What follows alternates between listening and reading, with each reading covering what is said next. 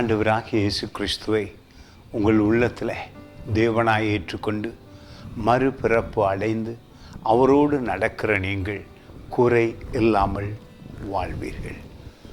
தேவன் உங்கள் குறைகளை மட்டுமல்ல, அநேகருடைய குறைகளையும் உங்களை கொண்டு உதவி செய்ய முடியும்.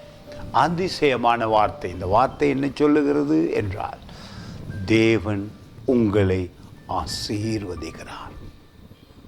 உங்களுக்கு அநேகருக்கு கொடுக்கும்படியாக உங்களை அவர் உண்டாக்கி இருக்கிறார், ஆசீர்வதித்திருக்கிறார்.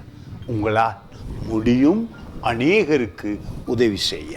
பாருங்கள், இந்த வசனம் சொல்லுகிறது 9ஆம் அதிகாரத்திலே 2 கொரிந்தியர் புத்தகத்திலே 8வது வசனம், மேலும் நீங்கள் எல்லாவற்றிலும் எப்பொழுதும் சம்பூரணமுடையவர்களாயும் சகலவித நற்கிரிகைகளிலும் பெருகுகிறவர்களாயிருக்கும்படியாக தேவன் உங்களிடத்தில் சகல வித கிருபையையும் பெருகச் செய்ய வல்லவராய் இருக்கிறார்.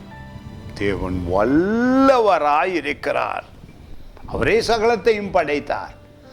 ஆனால் நீங்கள் அவரோடு நடக்கிறதினாலே, அவருடைய வார்த்தையை விசுவசித்ததினாலே, அவரை தேவனாய் ஏற்றுக்கொண்டு அவருடைய சொற்படி ஏழை எளியோர்களுக்கு கொடுத்தும் உங்கள் சபைகளை ஆசீர்வதித்தும் வருகிறதினாலே, அவர் உங்களை ஆசீர்வதித்து உங்களை அநேகருக்கு ஆசீர்வாதமாய் இருக்க மட்டுமல்ல, கொடுக்கிறவராகவும் அநேகருக்கு உதவி செய்கிறவராகவும் உங்களை மாற்றுகிறார்.